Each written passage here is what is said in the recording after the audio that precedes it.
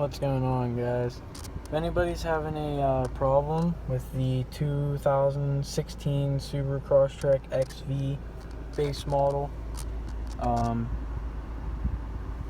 the radio, it will go blank on you. Black screen, your music will keep playing, but you'll have a black screen and you can't press any of the buttons or anything to make it work. I have a solution.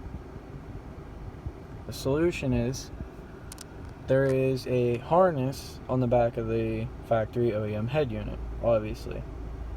If you take out the factory harness, which there's plenty of videos on how to take apart the dash and make sure you can get to the back of the head unit.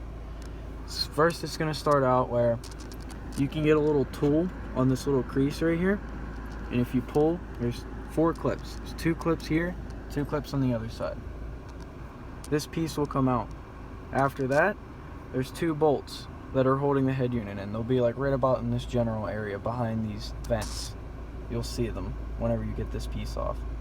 After that, in order to get to the actual harness, since you won't be able to quite get to it yet, there is 1 bolt. I can't really show you because it's way too dark now in the light. There is a bolt up behind this panel, which you don't even need to remove this panel. You can look underneath the dash here and you can see the bolt that you need to take out.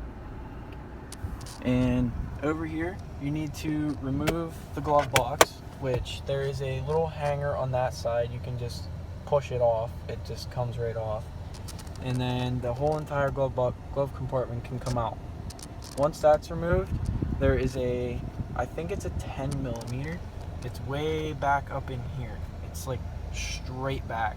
It's a little bit hard to get to, but you will see it. Once you get those bolts undone, this whole entire piece right here, the whole DIN and the AC knobs, should be able to come out. I got mine as far out as to rest on my shifter so I could get the harness out of the back of the head unit. Ignore my phone. It has a little bit of a problem. I don't know what it is, but hopefully that doesn't cause an issue in this video.